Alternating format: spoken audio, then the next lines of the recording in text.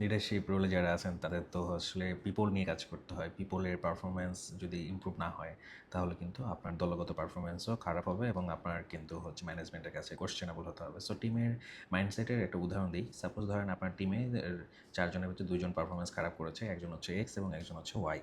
তো দুজনকে যখন কোশ্চেন করেছেন যে কী ব্যাপার পারফরমেন্স খারাপ হলো কেন, এক্স রিপ্লাই দিল যে স্যার কিছুক্ষণ আগে দুজন কাস্টমার আসছে, তারা প্রাইস নিয়ে খুব বার্গেনিং করতেছিল।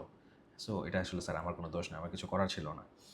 তো দেখেন, এই যে ওনার বিহেভিয়ার এবং ওনার যে দৃষ্টি মানে কথাবার্তা আপনাকে যা বলেছে সেখান থেকে কিন্তু আপনি বুঝতে পারছেন যে তার মাইন্ডসেটটা ফিক্সড। সে নিজের ভুল দেখতে পায় না, অন্যের উপরে চাপায় দেয় ভুলটা। ঠিক আছে, এক্সকিউজ টাইপের একটা মাইন্ডসেট। ঠিক আছে, সো এই জায়গাটাতে কিন্তু আপনাকে কাজ করতে হবে। এবং ওয়াইকে যখন কোশ্চেন করছেন, ওয়াই বলে যে স্যার আসলে আমার ভুলটা আমি বুঝতে পেরেছি, আমি হয়তো কাস্টমারকে ফিচার বেনিফিট খুব ভালোভাবে অ্যালাইন করতে পারি নাই তার নিডের সাথে। সো সে হয়তো এই জন্য পছন্দ করে নাই, বাট আমি নেক্সট কাস্টমারকে অবশ্যই খুব ভালোভাবে ডিল করব।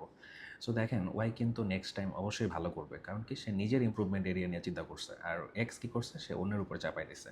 সো এই যে ওয়াইকে নিয়ে আপনি বেশি সময় না দিয়ে আপনি এক্সের মাইন্ডসেটটাকে ঠিকঠাক করার জন্য সময় দেন, দেখবেন আপনার পারফরমেন্স ইনক্রিজ হবে। Thank you.